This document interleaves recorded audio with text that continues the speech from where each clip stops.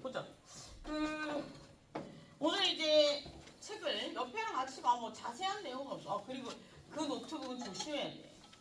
그 노트북은 저도 예전에 그거 샀었는데 지금 박살나서 집에 있는데 할부도 아직 안 끝났는데 터치는 여기가 예민하면 여기가 떨어뜨리면 이거 다 박살. 여기가 그 휴대폰도 마찬가지고 여기 접히는 애들은 접히고 터치는 애들은 여기가 메인보드거든요. 그래서 여기 잘못하면 깨지면 통째로 갈아야 돼. 그래서 저거 두 개 해먹고 휴대폰 접히는 거 두 개 해먹고 나서 저는 터치 안 되는 걸로 바꿨어요. 왜요? 아니 자꾸 이렇게 들고 다니 떨어뜨려가지고 처음에 몰랐는데 그래서 알아보니까 여기가 되게 민감하대요. 여기를 뭘 해? 진짜로. 휴대폰도 마찬가지고. 봅시다. 책 가지고 온 친구들 보면 이제 그 책을 공부할 건데 이제 법학 제목 우리가 수업 제목이 법학개론이잖아요. 그럼 이제 법학개론이라는 건 뭐냐면 법학에 대한 기본적인 이야기들 있거든요.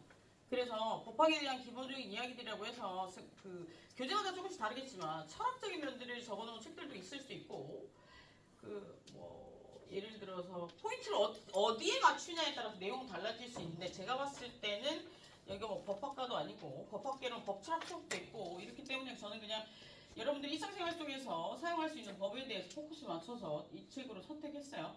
뭐 여러 가지 책들이 많이 있긴 한데 책의 고려 포인트는 최신판인가 그리고 한문이 없는가 그리고 학생들이 이해하기 쉬운가 뭐 이거 포인트로 해서 정했어요.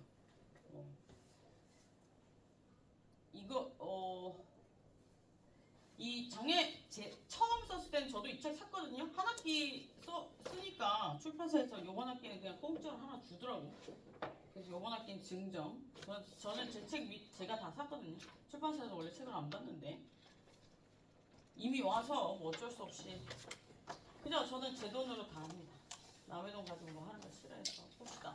그래서 이제 목차를 좀 보면 법학개론이니까 법학에 대한 모든 이야기들에 대해서 나와 있을 거예요. 그래서 여기는 제목을 생활과 법률이라고 되어 있는데 비슷하고 똑같은 말이에요. 생활과 법률이라는 건 뭐냐면 생활 속에서 일어날 수 있는 법적인 관계, 법과 법률은 또 다른 얘기거든요. 다른 단어야. 그래서 이제 그런 이야기들을 그 법과 관련된 생활 속에서 사용될 수 있는 법에 대한 이야기들을 적어놨을 거예요. 그래서 거기에 대해서 한번 보도록 할게요. 그래서 책 목차를 보면 여러분 책 볼 때 뭐부터 봐요? 어디부터 봐? 제목부터 봐. 아니 제목에 제목한 뜻 그리고 저자 이름은 볼 필요 없고요. 뭐 저자 이름 뭐 알아두고 안 알아도 좋은데 제목을 봐야 됩니다. 제목을 보고 그 다음에 생각을 해야 돼. 상상을 해야 돼. 상상. 왜 요즘에 공부하기 어려워지는 줄 알아요? 뭘 생각을 안 해서 그래. 주입식 교육의 문제점, 생각을 안 한다. 그래서 책을 먼저 사면 그 책의 제목을 왜 그걸로 정했을까를 생각해 보셔야 돼요. 그 책의 제목은 어떤 의미냐면 그 책에 담겨있는 모든 내용들이 적혀 있다는 거거든요. 책의 제목을 정할 때는 굉장히 신중하게 정해. 그래서 만약 예를 들어서 강강통역학과야. 그러면 가이드북을 만들어. 가이드북 만들어 어떻게 해야 돼? 가이드북 제목을 어떻게 잡아야 돼? 사람들이 그 책을 빼들을 수 있게끔 만들어야 되겠죠. 만약 이북이라도 마찬가지고 광고 카탈로그도 마찬가지예요. 소비자가 그 책을 선택할 수 있게끔 만들어야 되는 게 주 목적이죠. 그죠? 그래서 제목을 좀 살펴보고 그 내용 속에 있는 내용이 제목과 다르면 예. 제목과 다르면 제목의 내용과 그 책의 내용이 다르다면 그 책의 저자는 책을 정확히 이해하지 못하고 썼다고 봐야지. 우리나라에 나와 있는 시중에 많은 교재들 중에 그 책을 이해하고 쓴 저자들이 얼마나 될까 싶습니다. 저는 책을 잘 이해하지 못하기 때문에 철없을 때 20대 때 책 한 번 쓰고 안 씁니다. 그 책은 제 인생의 오책입니다. 저기 어디에 집 어딘가에 짱구가 났어요. 안 씁니다. 그래서 이제 봅시다. 넘겨가지고 목차를 좀 보면 그 제목부터 볼까요? 생활과 법률에 되어 있잖아요. 우리가 생활을 한다는 건 뭐예요? 우리가 지금 혼자서 생활하는 걸 이야기하는 건 아니겠죠? 그죠? 예. 법이 필요하다는 이야기는 뭐냐면 여러 사람이 모여 살기 때문에 법이 필요하다고 얘기했어요. 그래서 그 사회생활 속에서 어떻게 어떠한 법률들이 사용되는가에 대한 내용으로 책이 적혀 있을 거예요. 여기서 사회생활과 법률이라고 적지 않은 이유가 뭘까? 책에 운율을 맞춘 겁니다. 그죠? 보기 좋게. 그런 거 시조, 뭐 랩 이런 거 안 좋아하는구나. 우리 어머니의 외할아버지는 시조를 하셨고요. 굉장히 좀 유명하셨습니다. 저희 조카는 시도둑질은 못한다고. 예. 이런 말 하지 말랬는데. 래퍼입니다. 고등학교 2학년인데 공부는 안 하고 랩합니다. 대학을 갈 수 있을지 없을지 모르겠는데 안 가도 상관없을 것 같아요. 자기가 잘하는 거 하면 되니까. 그죠? 여러분들도 지금 학교에 와서 공부가 잘 안 된다고 스트레스 받을 필요 없습니다. 왜냐면 태어난 데 다 이유가 있을 테니. 그죠? 한 20년 후에 깨달을 수도 있고 10년 후에 깨달을 수도 있고 지금 어떤 갈피를 가냐에 따라서 인생이 달라질 수 있으니까 잘 생각해보세요. 잔소리가 길었네요. 봅시다. 이제 생활에서 쓰여지는 법들에 대해서 아마 이 책 규정 얘기하고 있을 거예요. 넘겨보세요. 목차 차례에서 보면 첫 번째 법의 일반적인 이론이라고 돼 있어요. 법의 일반 이론이라고 돼 있는데 그 밑에 어떤 것들이 나와 있냐면 법의 본질이 뭔지, 법의 연원은 뭔지, 연원이 뭐야 근데? 연원 근거가 뭔지 이에 대해서 이야기하는 겁니다. 그래서 이제 보면 법의 본질, 연원 살펴볼게요. 법이 어떻게 해서 만들어졌는지, 역사적으로 어떻게 해서 만들어졌는지 그런 내용들이 아마 나와 있을 거야. 그죠? 법의 기본적인 정의와 법이 어떻게 해서 만들어졌는지, 왜 필요한지 이런 얘기들이 나와 있을 거예요. 그 나와 있는지 볼게요. 그래서 보면 첫 번째 제 1절에 뭐가 나와 있어요? 사회와 사회 규범에 대해서 나와 있어요. 사회는 우리가 모여 사는 게 사회야, 그지? 사회 규범은 뭐야? 규범은 뭐라고 했어요? 지난 시간에 한번 말했는데 규범은 뭐라고 그랬어? 규범이 뭐야? 규범.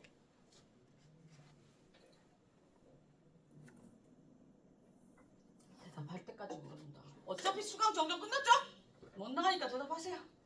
사회는 우리가 모여 사는 걸 사회라고 하고 사회 규범은 뭐야? 모여 살다 보면 많은 문제점들이 발생할 수 있는데 그거에 대한 기준을 이야기하는 거야. 우리 예를 들어서 우리가 지금 모여 살잖아요. 근데 모여 살다 보니까 차도 생겼어. 그지? 차도 생겨서 우리는 도로에서 차를 가지고 다니게 됐어요. 그죠? 사회에서 차가 필요하니까 운송수단으로. 그래서 우리는 뭘 만들었어? 사회 규범. 차와 관련된 사회 규범을 뭘 만들었어? 그래 도로교통법. 도로교통법 없으면 어떻게 될 것 같아? 사람들 다 죽는 거지. 우리나라가 지금 그 대통령이 집으로 갔는데 지금 그죠? 혼란스럽죠? 왜 그런가요? 사회 규범이 제대로 양쪽에서 지켜지지 않았기 때문에 저는 둘 다 잘못됐다고 생각하거든요. 둘 다 잘못됐다고 생각하는데 그 중에 일정 부분 지금 우리가 판단해야 될 건 뭐예요? 사회 규범 정의를 바탕으로 해서 어느 쪽이 더 잘못했는지를 판단해야 되는 거야. 그죠? 둘 다 잘못했어요. 그러나 어느 쪽이 더 잘못했는지를 판단을 잘해야 우리가 살아갈 미래가 어떻게 되는 거야? 밝아지는 거예요. 여러분 직업이 없어질 수도 있어요. 저 교주 같아. 봅시다. 이거 반짝거려가지고. 안 입고 올랬는데 부산 집에서 오느라고 집에 잠시 들려가지고 옷이 이거밖에 없더라고. 좀 많이 반짝이나요? 안 반짝거려요? 제가 좀 남들이 입는 옷을 별로 좋아하지 않아가지고 아마 많은 파격적인 옷들을 보게 될 거예요. 봅시다. 그래서 이제 뭐 사회와 사회 규범. 그래서 사회는 우리가 모여 사는 걸 사회라고 하고 영어로 뭐라 그래? 맞습니다. 그리고 사회 규범 그 사회에는 뭐라 그래? 규범이 필요합니다. 기준이 필요합니다. 도로에는 도로교통법이 필요하듯이 우리 사회는 많은 곳에서 규범이 필요하죠. 왜냐하면 분쟁이 발생할 수 있기 때문에. 그래서 그렇다면 이 속에 어떤 내용들이 있는지 좀 볼게요.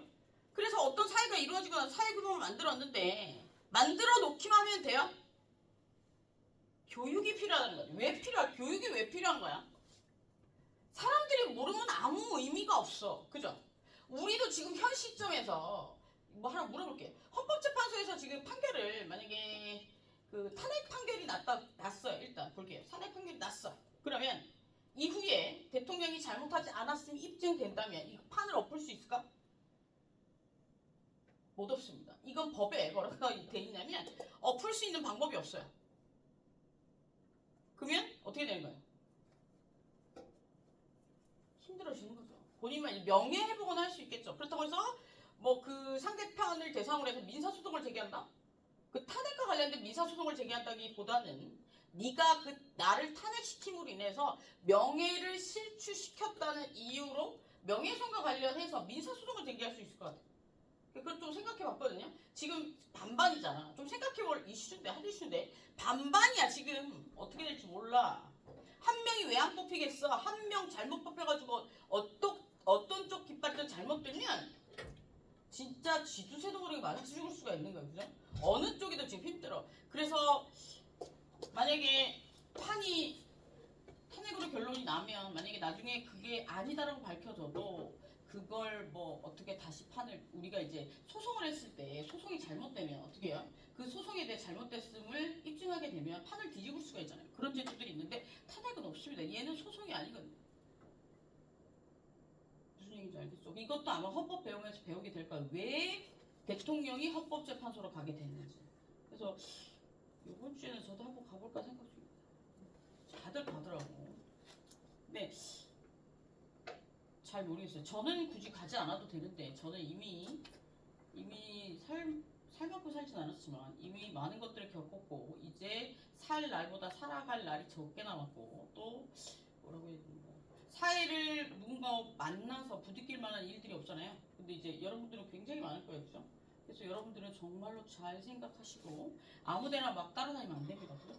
잘 판단하셔서 자신 생각을 정립할 필요가 없어요. 그래서 이런 법 교육들이 필요한 이유는 뭐냐면 법이 아무리 좋은 게 있다고 치더라도 이런 탄핵 제도가 있어. 국민이 그 제도에 대해서 몰라. 그럼 그 사람들이 그걸 악용해서 뭔가를 할 수 있다는 거죠. 그죠? 그런 것들이 있을 수 있고 위에서는 아래에서는 내가 도로교통법 자체를 모른다면 나만 피해를 보면 되는데 다른 사람도 피해를 볼 수 있다는 거야. 내가 신호를 지키지 않아서 나 혼자 죽으면 그걸 끝이야. 그지? 내가 우측 깜빡이 켜지 않고 위에다 해가지고 어떻게 했어? 나만 죽으면 그걸로 끝인데 옆에 사람까지 죽이게 만들어 살인이지. 그래서 이제 교육이 필요한 겁니다. 우리가 내가 처음에 저번 시간에 첫 번째 시간 뭐라고 그랬어요? 우리가 혼자 살면 되는데 둘이 여러 명이 모여 사는 이유가 뭐야? 인간은 완벽하지 않아. 그치? 인간은 완벽하지 않기 때문에 나머지 것들을 그 뭐라고 그래? 보충해주기 위해서 같이 사는 거거든.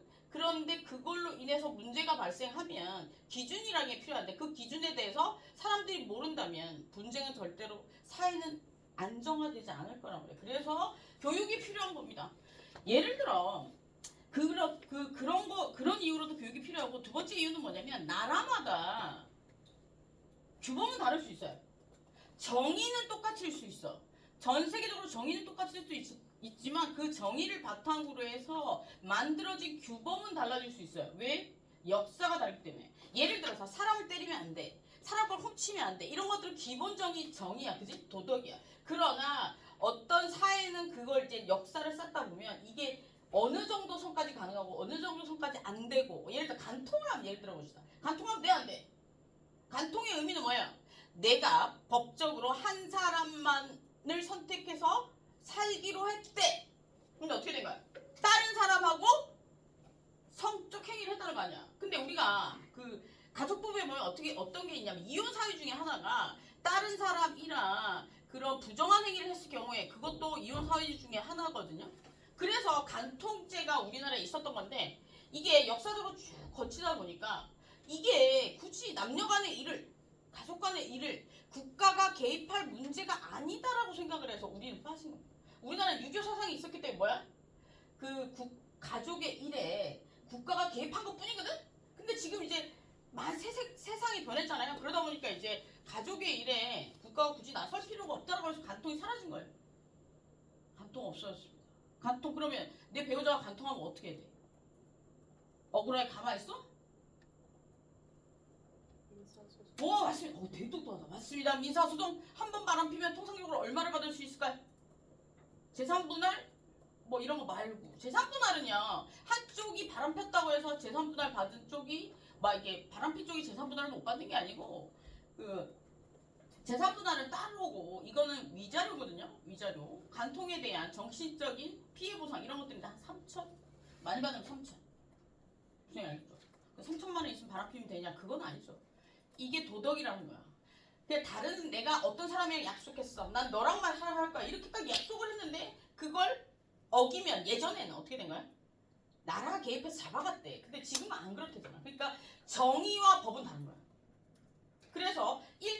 정의는 이게 옳다 그르다 이런 것들은 전 세계적으로 똑같은데 그 중에 그 사회 예를 들어 미국의 역사, 한국의 역사 다르듯이 역사를 근거로 해서 법이 만들어지는 거예요.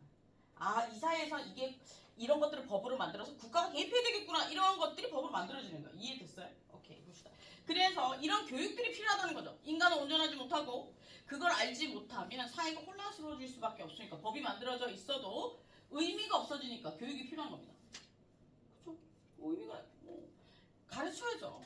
가르쳐야 알지. 안 가르치면 어떻게 알아. 그죠? 그리고 이제 인간과 사회생활 두 번째 챕터에 나오는데 인간이랑 굳이 사회에서 생활을 해야 되느냐. 그래서 아까 전에 얘기했다시피 인간은 완벽한 동물이 아니기 때문에 어떤 겁니까? 목차를 좀 살펴보고 내용을 보면 어떨지 비교를 해보자는 거지. 내 보여줄게 얼마나 똑같은지. 저자와 나의 생각이 얼마나 똑같을지가 문제겠지만 내가 쓴다면 이럴 거라는 거지. 여러분들도 집에 가서 단책을 볼 때 한번 상상해보세요. 인간은 혼자 살 수 없으니까 어떻게 해야 돼? 모여 사는데 그 사회에는 이런 사회들을 뭐라고 그래요? 혼자 사는 생활, 홀로인 생활 이런 것들은 그냥 생활이라고 하는 거고 모여 사는 사회에서 생활하게 되면 뭐야? 사회생활이겠죠. 그럼 이런 사회생활에서 어떤 특징들이 나타날 수 있는지 봅시다. 이런 사회에서 인간의 특징 어떤 것들이 나타날 수 있을까? 내가 못하는 건 남이 할 수도 있고 남이 못하는 건 내가 할 수도 있어요. 그죠? 그리고 또 어떤 것들이 있을 수 있어? 어떤 특징이 인간의 특징, 어떤 거, 모여 살면 어떤 특징이 나타날 수 있을까? 인간은 나약하기 때문에 모여 살아야 된다. 이런 특징도 있을 것이고 두 번째 또 뭐가 있을 수 있을까? 정확한 규칙이 없다면 어떻게 되는 거야? 많은 사람들이 힘있고 목소리 크고 이런 사람들이 이길 수밖에 없는 세상이 될 수밖에 없다는 거죠. 그런 그 인간의 특징. 인간 동물들은 굳이 모여 살 필요 있어요? 그죠? 모여 살까? 동물들도 모여 살긴 하는데 왜 불편하니까 모여 살겠죠. 그래서 인간이 이렇게 사회를 이루어서 모여 사는 이유에 대해서 좀 심도 깊게 생각해 봐야 돼요. 이게 정확하게 답이 나와야 왜 법을 만드는지를 이해를 할 수가 있거든. 우리가 어렴풋이는 다 이해를 하거든. 그래서 제가 지난주에 뭐라고 말씀드렸냐면 그 인간이 모여 사는 이유에 대해서 제가 수차례 거의 법학을 공부한 지 한 20년이 넘었는데 그걸 생각해 봤어요. 늘 어느 날 그 생각이 든 거죠. 행복해지기 위해서 법을 만들어. 인간이 태초에 모여 살기 시작한 이유에서 근본적인 이유에서부터 생각해 볼 필요가 있다는 거죠. 그래서 우리가 인간의 특징 나약하기 때문에 혼자 살아갈 수가 없어서 우리가 사회를 이루어서 살게 되었다는 거죠. 그래서 이게 인간의 특징과 사회생활이겠죠. 그리고 두 번째는 이제 일상생활과 법. 그러면 이런 우리가 생활하면서 여러 가지 법률들이 있을 거예요. 어떤 일상생활 속에서 어떤 법률들이 존재하는지 좀 생각해 볼 필요가 있어. 우리 아침에 일어나서 한 것부터 한번 생각해 볼까요? 내가 집에서 잤어. 그지? 아침을 먹었어.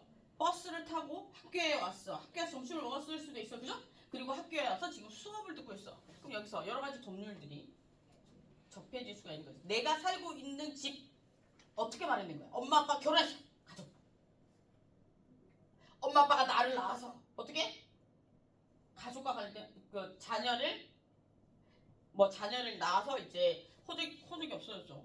가족관계 등록부 상에 올려주는 그런 법들도 있을 거고. 그러면 이게 가족관계 등록부 상에 자녀로 친자로 올렸다는 얘기는 어떤 의미예요? 부부부터 한번 볼까요? 부부는 같이 살면서 꼭 지켜줘야 되는 의무들이 있단 말이야. 요구할 수 있는 권리들이 있고 그게 법에 명확히 나와 있어. 그걸 어기면 이혼 사유거든. 결혼은 뭘까요? 계약이에요. 계약은 뭐야?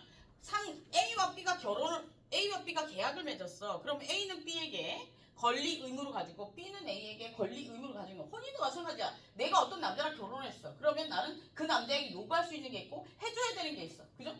근데 이게 서로 지켜지지 않으면 그건 이혼 사유가 되는 거야. 예를 들어 통상적으로 가장 쉽게 생각하면 서로 같이 살아야 되고요. 쉽게 이야기하면 먹여 살려야 되고요. 이 먹여 살려야 된다는 의미는 뭐냐면 같이 생활을 할 수 있는데 그 생활과 관련된 비용을 어느 쪽이 되냐가 중요한 게 아니라 서로 다 돼야 돼. 그렇다면 여기서 아버지가 도박에 빠져서 도박빚을 엄청나게 졌어. 1번. 2번 아버지가 갑자기 회사에서 잘려가지고 돈이 없어가지고 사채 빚을 땡겼었어. 1번과 2번 중에 어떤 빚은 엄마가 갚아야 될까요? 1번 도박빚, 2번 생활비와 관련된 사채빚. 어떤 빚을 엄마는 꼭 갚아줘야 될까요? 엄마가 쓰지 않은 돈이야 이거 둘 다. 어떤 돈을 갚아야 될까? 생활비는 갚아야 됩니다. 이게 가족법에 일상가사 대리권이라는 게 있어요. 일상가사와 관련해서 일상적인 생활과 관련돼 들어간 모든 것 비용들은 서로가 대리해서 책임진다는 게 있습니다. 무슨 얘기인지 알겠죠? 근데 도박빚은 안 갚아도 됩니다. 그러나 도박빚은 뭐야? 법보다 더 무서운 것들이 있죠? 잡혀갑니다. 근데 이게 도박빚은요 안 갚아도 된다고 알고 있는데 중요한 건 도박빚을 내가 사채업자 본인이 내가 도박을 위해서 돈을 빌려갔어. 돈을 그냥 빌렸어. 그럼 갚아야 돼요. 그런데 얘한테 야 나 도박을 좀 할 건데 도박 그 미천을 좀 빌려줄 수 있어? 이걸 입증할 수 있어야 돼. 근데 그거 어떻게 입증할 건데? 계약서 쓸 때 얘가 도박을 하는데 도박 비용으로 돈을 빌려준다 이렇게 씁니까? 만약에 그렇게 썼다고 하더라도 갚아야 돼요. 진짜 지도새도 모르게 없어질 수가 있어. 그러니까 도박을 하면 돼? 안 돼? 안 됩니다. 그래서 부부관계에도 그런 의무들이 생길 수 있고요. 자녀는 되게 중요한데 보세요. 자녀는 양자랑 친양자가 있어요. 그죠? 양자 아니 친자와 양자가 있어. 그지? 친자는 내가 내 뱃속으로 나서 내가 내 자식으로 친자로 입적시키는 걸 친자라고 하죠. 지금 출생신고 통상적으로 우리가 알고 있는 건 출생신고를 하는 거야. 내 가족관계 등록부에 올려가지고. 그런데 이 친자 중에 다른 내가 놓은 아이가 아닌데 입양을 하는데 친양자로 입양할 수 있어요. 내가 만약에 애가 셋이야. 근데 어떤 남자가 나를 너무 사랑해요. 결혼했어. 그런데 그 남자가 이렇게 생각한 거죠. 그래 저 여자를 사랑하니까 난 저 아이들도 사랑할 수 있어. 그래 친자로 입양하자. 그래서 친양자로 입양했어. 그런데 1년 살아볼 게 아닌 헤어졌어. 어떻게 될까? 미성년자 애들이 셋다. 그러면 이혼하면 피 한 방울 안 쏟겠잖아. 그 남자는 나에게 양육비를 줘야 될까 안 줘야 될까? 줘야 됩니다. 그래서 만약에 예를 들어서 이제 요즘에는 이제 새로운 가정들이 많이 생기잖아요. 새로운 가정들이 생겼을 때 사랑은 영원할 수도 있죠. 영원하지 않을 수도 있기 때문에 잘 선택해서 하셔야 됩니다. 양자로 입양하는 건 끝나면 이제 법적인 관계가 끝나버리면 그 뭐 양육비 이런 거 안 줘도 되는데 친양자로 입양하면 얘는 친자야 그냥 파양할 수 없습니다. 일반적인 사유로 파양할 수 없습니다. 그래서 사기에도 많이 이용됩니다. 세상이 여러분이 생각하는 것만큼 그렇게 막 예쁘지 않아. 진짜입니다. 예쁘지 않아. 이런 세상 물려줘서 죄송합니다. 저도 노력해봤으나 안 되더라고요. 예. 봅시다. 그래서 저는 여러분들에게 이 험한 세상을 살아갈 수 있는 방법만 알려줄 수 있습니다. 아셨죠? 그래서 우리가 엄마 아빠 밑에서 태어났어. 그래서 그 집에서 자. 그러면 이 집은 또 어떤 법과 관련이 있을까? 계약과 관련된 매매나 전세, 임대차 계약. 우리가 임대차 계약이라는 건 뭐냐면 빌려 쓴다는 의미거든요. 그래서 임대차 계약은 두 가지 종류야. 전세 계약, 월세 계약 전부 다 임대차 계약이고 매매 계약은 사는 거잖아. 그런 두 가지 중에 하나를 선택해야 될 것이고 이 임대차 계약 사이에서도 뭔가 복잡한 것들이 있을 수 있겠지? 그리고 난 거기서 잤어. 그렇다고 그 집을 지을 때 어떻게? 그 집과 관련해서 뭔가 시공과 관련된 법률이 있을 수도 있고 그러면 아침에 일어났는데 식탁에 음식이 올라왔어. 그러면 어떤 법들이 있을 수 있을까? 식품과 관련된 법들이 있을 수 있겠죠? 그리고 아침에 일어나서 나왔어? 나와가지고 내가 버스를 탔어. 그러면 운송과 관련된 법률에 의해서 나를 안전하게 내가 내리고자 하는 위치에 내려주게끔 되어 있습니다. 돈을 내는 순간 우리는 계약을 맺은 겁니다. 이해됐어요? 그래서 버스 아저씨들이 앉으라고 난리 나는 겁니다. 넘어진 버스 회사에서 책임져야 되겠죠. 그래서 요즘에 보면 그 버스 같은 데 보면 뭐 여기서 뭐 운행 중에 움직이셔서 다치시면 책임지지 않습니다라고 적어놓고 버스 아저씨도 지속적으로 공지를 합니다. 이렇게 하는 이유가 뭘까? 일정 부분 책임지지 않기 위해서. 그러니까 움직이지 마세요. 그럼 내렸어. 그런데 내려오다가 학교 내렸어. 그래 걸어오는데 보도블록을 걸어오고 있었어요. 길을 걸어오고 있었는데 길에 구멍이 나 있었대. 그래서 내가 길에서 넘어졌어. 그럼 어떻게 되는 거야? 넘어졌어. 많이 다쳤어. 한 1년 정도 치료를 받아야 되는데 나 어떻게? 내가 넘어졌으니까 치료비 내가 내는 거야? 우리나라 맨날 도로 뜯잖아. 왜 뜯는 거야? 그거 누가 관리하는 거야? 이 앞에 도로 이거 누가 관리하는 거야? 저기 저 인도 누가 관리하는 거야? 학교 앞에 인도 옆에 아파트 옆에 쭉 있는 인도 누가 관리하는 거야? 시청에서, 구청에서, 나라에서 관리하는 거야. 그러면 우리는 어디 가서 물어달라고 해야 될까? 구청이나 시청에 내가 내가 여기서 넘어졌는데 많이 다쳤어요. 피해 보상해주세요 라고 하면 물어줍니다. 이게 나라에서 이 자잘한 것들까지 국가기관이 책임질 수가 없어서 보험을 들어놨어. 현대해상, 뭐 삼성화재 이런 거. 그러려면 우리는 어떤 걸 입증해야 될까? 내가 여기서 넘어졌음을 입증해야 돼. 그리고 뭐야? 증거가 있어. 사진을 찍어야 돼. 근데 요즘에는 뭐 거짓말하면 어떻게 돼? CCTV 너무 많아. 거짓말할 거면 CCTV 없는 데서 해야 됩니다. CCTV 너무 많아가지고 거짓말하면 그 처벌받을 수 있어요. 그 법이 생각이 안 나는데 공무원들이 일을 방해했다고 해서 처벌받을 수 있습니다. 그런 것들이 관련이 있고요. 이거는 팁이니까 잘 알아두세요. 넘어지면 보상받을 수 있어요.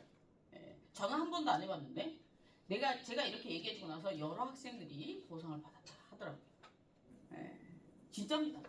어떤 학생은 1년 동안 진짜로 치료를 받았어야 됐는데 정말로 치료비 주더랍니다.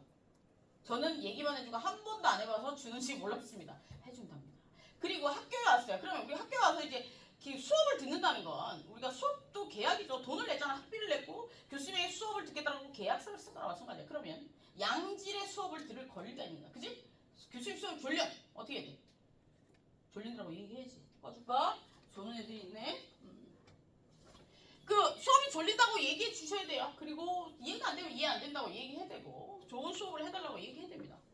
제가 지난 시간에 얘기했는지 모르겠는데 법 위에 권리가 있고 의무가 있어요. 그래서 권리를 주장하지 않으면 어느 누구도 권리를 보장해주지 않습니다. 이해되셨죠? 대학교 왜 다니는 거야? 교수님들 수업을 양질의 수업을 들어서 내가 프로페셔널하게 전문가가 되기 위함 아닙니까? 그럼 교수님들의 수업도 프로페셔널 해야 된다고 생각합니다. 그리고 이렇게 일상생활 속에서 여러 가지 법들이 있을 수 있습니다. 이해되셨죠? 그리고 사회규범. 그렇다면 이런 사회생활에서 기준이라는 게 있을 수 있는 사회규범 어떤 것들이 있어요? 지난 시간에 가르쳐줬는데 사회규범 뭐 있었어? 도덕. 그죠? 도덕. 그리고 간습. 또 뭐라고 간습법. 그리고 법 이런 것도 있다고 그랬죠? 사회규범이나 간습 같은 경우에는 그냥 정의야. 옳고 그름을 나타내는 건데 간습법은 어떤 조직 내에서 통상적으로 습관적으로 했던 행동들을 간습법이라고 해. 그런데 이걸 지키지 않으면 제재가 들어오지 않으면 그냥 간습인 거고 이걸 지키지 않았을 경우에 어떻게 되는 거야? 법과 유사한 제재가 들어오면 간습법입니다. 법과 유사한 제재라는 건 뭐냐면 법은 아닌데 그 조직 내에서 불합리한 그러니까 약간 불합리하기보다는 조금 이익이 안 되는 불이익을 준다는 거지. 예를 들어서 내가 어떤 마을에 이사를 갔어. 그 마을에 통상적으로 들어가면 한 500씩 낸대.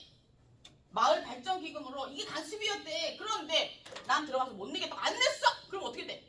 이장이 수도를 끊어버려. 이런 것들이 있을 수 있다. 이해됐어요? 그럼 나는 어떻게 해야 돼? 이사 나와? 방법은 있죠. 국가를 상대로 해서 그 사람을 상대로 해서 소송을 하면 되는데 일 복잡해지니까 그냥 500을 내든지 이사 나오세요. 조직이라는 것은 굉장히 무섭습니다. 그죠? 그리고 이제 법은 뭐냐면 우리가 모여 살게 될 때 옳고 그름이라고 얘기했던 도덕이 있단 말이야. 휴지 버리면 안 돼. 사람 때리면 안 돼. 남의 물건 훔치면 안 돼. 다른 사람 죽이면 안 돼. 이런 것들을 정해놨을 거야. 그 중에 이걸 지키지 않으면 그 조직이 무너질 수 있대. 그런 것들을 몇몇 가지 뽑아서 어떻게 한 거야? 우리가 국가가 개입한 거죠. 국가가 개입한다는 얘기는 뭐야? 국가가 그걸 어긴 애들을 잡아다가 어떻게 하는 거야? 인간에게 가장 중요한 것들을 뺏어버려. 첫 번째 뭐야?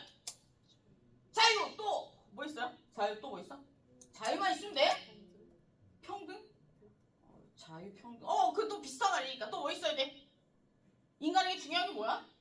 본인에게 중요한 거 생각해 보세요. 그래서 돈이죠. 또 자유, 돈, 또 뭐? 자유롭고 돈이 많아. 죽어버리면 아무 의미 없잖아. 그치? 생명입니다. 그래서 우리가 이 세 가지가 중요하기 때문에 형벌을 세 가지로 합니다. 가두고 벌금 내기 하고 죽입니다. 이해됐어요? 그래서 이렇게 사회규, 강제력, 국가기관만이 행사할 수 있습니다. 그리고 이제 이런 사회규범이 있는데 이런 사회규범이 필요한 이유는 뭐라 그랬어요? 합리적인 기준이라는 거지. 분쟁을 해결하기 위한 합리적인 기준으로 사회 규범이 필요하다 그랬어, 그지? 그래서 이 사회 규범, 뭐 도덕도 될 수 있고 간습도 될 수 있고 간수법도 될 수 있고 법도 될 수 있지만 이런 것들이 다 사회 규범인데 가장 힘이 센 데는 법이겠죠. 그래서 법은 도덕 플러스 국가의 강제력이라고 생각하시면 돼요. 그죠? 쉽죠? 그러면 이런 법의 개념, 사회 규범 중에 도덕도 있고 법도 있는데 그 중에서 여기 법의 개념, 법은 왜 어떤 의의를 가지고 있느냐? 이게 어떤 의미인가? 개념이라는 건 뭐야? 어떤 의미인가잖아. 법은 우리에게 어떤 의미가 있느냐를 좀 생각해 보면 돼. 법은 제목에 나와 있네. 행위 준칙이라는 거야. 행위의 기준이야. 이건 하면 되고 저건 하면 안 되고 이런 행위의 기준이야. 우리가 빨간 불일 때 건너가면 돼, 안 돼? 안 된다고 하죠? 행동의 기준인 거죠. 지난주에 얘기했나? 예를 들어 기준이란 거 뭐냐면 사람이 여러 명이 이렇게 있잖아? 그러면 A가 있고 B가 있어. 그러면 이 사람들마다 이렇게 테두리가 있단 말이야, 이렇게. 그지? 이 테두리를 넘어설 때는 양해를 구해야 돼, 그지? 그 양해를 구하는 기준들을 법에서 적어 놓은 겁니다. 내가 남의 집에 들어갈 때 어떻게 해야 돼? 문 두들겨? 그냥 문 열어. 어떤 규칙이야? 우리 남의 집에 갈 때 어떤 규칙이 있어요? 남의 집 대문 앞에 가면 벨을 누르고 들어가야 되는 규칙이 있잖아, 그죠? 그런 것처럼 모든 인간 생활에는 자신만의 범위가 있단 말이야. 이 범위를 침범할 때는 어떻게 해야 돼? 물어봐야 되는 거야. 그 범위 안에 뭐가 있어? 인간의 자유, 생명, 재산이 있는 거야. 내가 이거 갖고 가져가고 싶어. 이거 내 거야? 아니잖아. 이 친구 주위에, 이 친구 테두리 안에 있는 거잖아. 그죠? 테두리 안에 있는 건데 내가 이걸 가지고 가고 싶어. 얘한테 야 저거 좀 써도 되겠냐 이렇게 양해를 구해야 된다는 거야. 아주 쉬워. 생각해보면. 뱀파이어 영화 같은 데 보면 어떻게 해? 뱀파이어 남의 인간 집에 들어올 때 어떻게 해? 두드리잖아. 두드려 허락 안 해주면 못 들어갑니다. 그 영화는 정말 합리적이야. 그죠? 뱀파이어가 있는지 없는지 모르겠지만 여기서 알 수 있는 사실 뭐야? 귀신도 그렇게 하는. 뱀파이어 귀신 아닌가? 귀신인가? 귀신과 사람의 중간 영역입니다. 그죠? 생길 것 같아. 그게 그지? 뱀파이어가 어떤 의미가?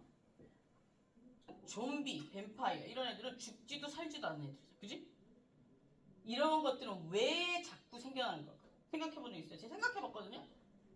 이게 전염병이 자꾸 생겨나고 이 전염병 두 번째 약 이런 것 때문에 생겨나는 거야. 예를 들어서 우리가 몸이 살아있다고 해서 다 살아있는 건 아니잖아. 뭐가 살아있어? 머리가 살아있어야 되거든? 약을 많이 하면 어떻게 돼요? 정신이 나가버려요. 그죠? 그럼 몸이 살아있다고 해도 아무 의미가 없는 거야. 식물인간이야 마찬가지인 거야. 우리나라는 그럼 여기서 식물인간 내사 상태에 빠졌어. 연명 치료를 할지 안 할지 결정해야 돼. 어떻게 해야 돼? 우리나라 어떻게 하면 돼? 안락사 돼? 우리나라? 안 됩니다. 근데 연명 치료는 안락사는 죽이는 거잖아. 그지? 연명 치료는 뭐냐면 안락사는 주사를 놔서 죽이는 거야. 너무 이 생활 자체가 고통스러우니까 그냥 빨리 죽고 싶어. 나 암이야. 말기 암인데 치료를 하면 살 수 있는데 나 너무 치료 고통스러워. 그럼 주사를 맞고 빨리 죽어버리고 싶대. 근데 연명 치료가 뭐냐면 내사 상태에 빠져 호흡기를 빼면 자발적인 호흡이 안 되는 거야. 근데 이건 때 됩니다. 윤리적으로 조금 마음이 아파서 그렇지. 근데 어쩌면 이건 부모님한테 한번 물어볼 필요가 있어. 저는 이미 물어봐놨거든요. 부모님들은 받고 싶지 않으시대요. 만약에 실제로 호흡기를 떼면 죽어야 된다고 하면 하지 말라 하시더라고요. 근데 저는 못 될 것 같긴 한데 이게 생각해봤거든요. 이건 살아있는 자식의 욕심일 수도 있을 것 같아. 그지? 그럴 것 같지 않아요? 그래서 한번 물어봤었어요. 부모님들 연세가 있으셔서 여러분들도 지금 물어보면 기분 나빠하실 거고요. 나중에 물어보세요. 그럼 넌 내가 죽기를 바랬냐 이렇게 얘기하실 수도 있거든. 어쨌든 근데 사람은 오는 건 정해져 있어, 가는 건 정해져 있지 않으니까 미리 물어보는 것도 괜찮을 것 같아요. 그래서 이런 행위 준칙, 행위의 기준이고 사회 규범이라는 건 뭐야? 우리가 모여 사는 그 사회에서 지켜야 되는 기준에 대해서 있다는 거고 세 번째는 그 강제 규범이라는 건 뭐냐면 이런 거야. 꼭 지켜야 되는 거잖아. 안 지키면 어떻게 되는 거야? 제지. 그 법의 이념은 법은 법의 이념 이건 보고 있어. 한목적성. 법이 왜 철학적으로 이념적으로 만들어지냐? 첫 번째 뭐 예방 그리고 사후에 개선 뭐 이런 단어로 막 적어놨을 거예요. 정의로 해야 되고 한 목적 그 법이 그 우리 사회에서 지키고자 하는 목적에 맞아야 되고 뭐 이런 얘기들. 그리고 세 번째 범죄를 예방할 수 있어야 되고 사후에 범죄를 저질렀을 때 이게 개선이 될 수 있어야 되고 이런 내용들을 굉장히 철학적으로 적어놨을 거야. 우리 생각해 보는 거야. 그래야 쉬워 공부가. 봅시다. 그래서 이런 내용들이 나와 있을 거고 여기서 다음으로 3절에 보면 법과 다른 규범에 대해서 나와 있는데 법과 다른 규범의 차이점 뭐라고 그랬어? 법과 다른 규범의 차이점은 하나라고 그랬죠? 국가기관이 강제력을 행사해서 개인의 생활에 들어올 수 있느냐 없느냐. 오케이. 네, 그겁니다. 쉽죠. 여기 사회교육과 있어요? 있는 것 같은데 사회 선생님 될 사람 손 들어보세요. 나중에 사법대 나갔구나. 나갔어. 여기가 아닌가? 여기는 그나마 한 24명인데 다른 학교는 제가 이제 학교에 들어오고 싶은데 여러 학교에 나가는데 지금 현재 나가고 있는데 경력 쌓아야 돼 나가고 있는데 80명이 들어와. 너무 많아. 그래서 제가 첫 시간에 학생들이 좀 나가라고 파격적인 이야기들을 많이 했는데 안 나갔더라고. 너무 많잖아 80명이. 그죠? 80명이 왜 이 정도 사이즈가 났냐면 80명이 제가 다 볼 수가 없습니다. 다 안 보면 내용이 지금은 괜찮지만 조금 어려워지면 지금 어렵지 않은데도 막 졸려. 그지? 그렇지 않아요? 어렵지 않은데도 졸리잖아. 오케이 봅시다. 그래서 법과 도덕의 구별 기준, 법과 도덕의 관련성. 그러면 법과 도덕의 구별 기준은 강제력인데 법과 도덕의 그 관련성 어떤 게 관련이 있을까? 정의에 대해서 이야기하고 있는 거. 옳고 그름에 대해서 이야기하고 있는 거. 예를 들어 법이 10개라면 도덕은 5개, 6개, 7개 정도 있을 수 있겠죠. 도덕은 전 세계적으로 똑같을 수 있어. 근데 법은 뭐야? 나라마다 달라. 무슨 얘기 알겠어요? 아까 간통 예 들어줬죠? 모든 나라에서 생각해봐. 모든 나라에서 결혼하면 다른 이성과 그런 부적절한 관계를 맺지 말라라고 우리 어렸을 때부터 배웠어. 그지? 우리가 강아지야? 강아지도 그러지 않아요. 우리 집 강아지 키울 때 그러지 않아. 그지? 그런데 나라마다 이건 개인이 선택할 문제지 국가가 개입할 일이 아니다라고 해서 간통을 인정했던 나라는 우리나라밖에 없었습니다. 근데 우리나라밖에 없었지? 아마 그럴걸? 있었나? 모르겠어요. 이거 잘 모르는 거라서 제가 나중에 실시간 찾아보고 알려드릴게요. 그랬는데 총사가 얼마 안 될 거예요. 근데 우리나라는 이제 그걸 꼭 나라가 개입해야 된다고 해서 정해놨던 거고 이후에 지금 없어진 거예요. 그죠? 남자친구 바람 피우면 어떨 것 같아? 어떻게 할 거야? 남자친구 바람 피우면 어떻게 할 거야? 본인에게 물어봤다. 여기 여자 3명, 4명밖에 없다. 눈을 중간에 마주치고 있으니까 중간 줄엔 너밖에 없다. 바람 피우면 어떻게 할 거야? 때려? 때리면 폭행입니다. 때려서 상처가 나면 어떻게 됩니까? 상해입니다. 그냥 버리면 됩니다. 한 번 바람핀 건 그냥 마음이 떴다는 겁니다.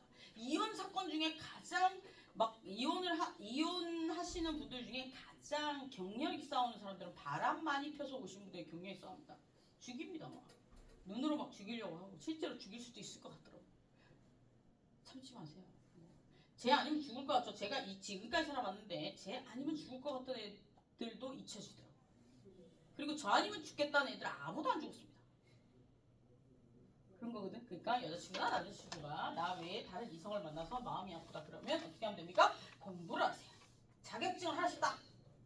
제가 그래서 자격증 한 10개 됩니다. 여기서 참고로 차였을 때 딴 겁니다. 한 10번 차인 거죠? 그래도 잘 살고 있잖아. 오케이? 봅시다. 그래서 여기 보면 법과 도덕의 구별 기준은 강제성이고 관련성은 뭐냐면 유사하게 사회의 기준이 된 사회규범이라는 거고요. 도덕에 반하는 법. 도덕에 반하는 법이 뭘까? 이거는 좀 다른 각도에서 접근해야 돼. 소크라테스가 뭐라 했어? 악법도 법이라고 했어. 그지? 그 조직 내에서 어떤 법을 정해놨어. 처음에는 이 법이 없었겠지. 그지? 처음에는 이 법이 없었는데 조직이 이루어지다 보니까 법을 만드는 사람들이 어떻게 한 거야? 자신들에게 유리한 법을 만들게 됐어. 그래서 그게 악법이 될 수도 있거든요. 그렇게 되면 그 법은 지켜야죠. 그래서 제 생각인데 법을 만드는 위치에 가는 사람들은 절대로 너무 가난하면 안 될 것 같아요. 이게 제 생각이에요. 진짜. 법을 만들 수 있는 위치에 가는 사람은 예를 들어 1번 너무 가난하면 안 됩니다. 2번은 재물에 욕심이 없는 사람이어야 됩니다. 왜냐하면 우리가 첫 번째 시간에 제가 한번 말씀드렸는데 법을 알면 돈의 흐름이 보이거든요. 돈을 어떻게 하면 벌 수 있겠다라는 게 보여요. 근데 이게 돈이요 정상적인 방법으로 버는 것보다 약간 틈을 이용해 버는 게 훨씬 더 틈새를 이용해서 버니까 훨씬 더 많이 벌리거든요. 법에는 규정하지 않은 것도 있지만 규정했으나 처벌 규정이 없는 법들도 많아요. 그런 법들을 이용하면 돈을 많이 벌 수 있습니다. 그죠? 그러면 이런 법들은 누가 잘할까? 법을 연구하고 공부하고 법을 다루는 사람들이 알겠죠? 무슨 알겠죠? 그러니까 법을 만들 때 내가 이미 충분히 가지고 있기 때문에 그리고 내가 그런 데 관심이 없기 때문에 모든 만인들에게 공공의 이익을 위해서 법을 만들 수 있는 사람이 저 위에 올라가야 됩니다. 지금 현재 우리나라가 좀 어수선한 이유는 이건 조심스러운 결론이긴 하지만 제 생각에는 공공의 이익을 위해서 법을 만들어야 되고 제대로 운영해야 되는데 사사로운 개인적인 욕심들이 여러 군데서 뭉쳐서 이런 일들이 발생하지 않았을까 싶습니다. 여러분들 나중에 훌륭한 사람 되어서 그런 사람 되지 마세요. 어쨌든 그렇습니다. 저도 아마 그 위치에 가면 그렇게 할 것 같아요. 제가 법에 대해서 많이 알고 있으니까 저에게 유리한 법에 손이 가지 않을까 싶은 생각이 들긴 하는데 그래서 저는 그런 거 안 합니다. 근데 친구들 중에도 저기 가 있는 애들 있거든요. 근데 보면 처음에 되게 괜찮았던 애들인데 거기 가면 교육을 받나 봐. 달라져 애들이. 왜 그럴까요? 잘 모르겠어요. 너무 많은 걸 가져서 그런 것 같아요. 봅시다. 그래서 보면 도덕에 반하는 법의 문제는 뭘까? 첫 번째 정의롭잖아요. 그죠? 두 번째 개인을 위해 존재하고 공익을 위해서 존재하지 않아요. 그죠? 세 번째는 문제점은 지켜야 된다는 거죠. 그죠? 이걸 만약에 안 지키고 싶으면 법을 바꿔야 돼. 근데 법을 개정하는 절차가 너무 어려워. 국회의원들 손들어야 돼. 그지? 국회의원들 손들어야 돼. 우리가 법을 바꾸려면 어떻게 해야 돼요? 나중에 헌법에서 배우겠지만 헌법이 위헌임을 증명해야 돼. 위헌임을 증명한다는 얘기는 뭐냐면 우리나라의 모든 법들은 헌법을 기본으로 해서 만들어요. 헌법에서 재산, 자유, 평등 뭐 이런 기본 인간에게 있어서의 기본적인 이야기들을 적어놨단 말이에요. 그걸 실현시키기 위해서 밑에 민법, 상법, 형법 막 많은 법들이 있는 거야. 근데 그 많은 법들이 헌법의 기본 가치관에 위반했대. 이러면 그 법은 사라질 수 있는 건데 그건 위헌법률 심판을 했대. 위헌법률 심판을 하기 쉽지 않죠. 그죠? 지금 요즘에 TV에 많이 나오시는 그 헌법재판관 분들이 나와서 판단합니다. 그리고 뭐 다른 헌법소원 뭐 여러 가지들이 있는데 그것도 가서 배우도록 합시다. 그리고 그런 얘기들이 나올 것이고 그렇게 해야지만 규제를 받을 수 있어요. 그리고 법과 간섭인데 제가 얘기했죠. 법은 강제력이 있는 거고 간섭은 뭐예요? 그 조직 내에서 통상적으로 이루어졌어요. 그래서 습관적으로 하는 행동들을 얘기합니다. 그죠? 간행적으로 하는 것들을 간섭이라고 하는데 법처럼 강제력은 없어요. 그런데 간섭법화되면 이건 지키지 않으면 그 조직 내에서 불이익을 주는 것처럼 돼버리면 그건 간섭법이에요. 근데 법, 간섭법, 간섭 다르다. 이해됐죠? 오케이 봅시다. 그리고 이제 법과 종교 크리스찬 손 들어보세요. 크리스찬이 카톨릭이랑 다르죠? 카톨릭이라고 하나? 네, 카톨릭. 그죠. 카톨릭? 불교? 기타 종교? 뭐야, 무교? 오케이, 무교. 종교는 어떤 것과 똑같은 개념이냐면 도덕이죠. 네, 도덕. 교회 다니면 착합니다, 애들이. 통상적으로. 제 친구들 중에 교회 다니는 친구들이 착합니다. 교회에서 하지 말라는 게 많거든. 성경에 하지 말. 그래서 제가 예전에 너무 궁금해가지고 성경을 한번 공부한 적이 있었어요. 그래서 저는 종교가 없는데 세례는 성경 공부 끝나고 나니까 주더라고요. 세례증 있습니다. 세례증인데 교회는 안 나갑니다. 성경 정말 재밌습니다. 정말 과학적으로 말도 안 됩니다. 저 목사님한테 쫓겨날 뻔했거든요. 질문해가지고. 싫어하더라고. 목사는 제 친구였습니다. 쓸데없는 거 자꾸 물어본다고. 어쨌든 성경도 재밌습니다. 성경은 우리가 그 책 읽어봤어요? 유대인들의 그 교리를 적어놓은 책 이름 뭐지? 읽으니까 세포가 죽나 봐. 그 아주 유명한 책인데 그 뭐지? 유대인들의 교리를 유대인들의 일상생활에 적용시키라고 적어놓은 책이잖아. 뭐지? 뭐지? 어? 대학생들의 필독서잖아. 뭐지 그거? 잠시만. 뭐예요? 어? 탈무드. 전 예전에 어렸을 때 탈무드가 뭔지 몰랐었어요. 이제 수능을 봐야 되니까 탈무드 이제 수능도 봐야 되고 우리 때는 면접도 있었고 그 학교별로 논술도 봤었거든요. 그래서 탈무드를 읽었는데 정말 좋은 말들이 많더라고요. 읽어본 사람 손 들어보세요. 이런 곤란합니다. 읽으셔야죠. 탈무드는 기본 도서입니다. 이소부화는 뭡니까? 이소부화는 뭐를 가지고 만든 거예요? 이소부화 태초에 뭐를 가지고 만든 책이야? 그리스 로마 신화. 오케이? 그것도 일상생활에 굉장히 많은 교훈을 줍니다. 그럼 여기서 이소부와 탈무드를 두 권 책으로 읽어야 될까? 아닙니다. 저기 얇은 책이죠. 그거 있던데 요즘 3,000원짜리 책이 있던데.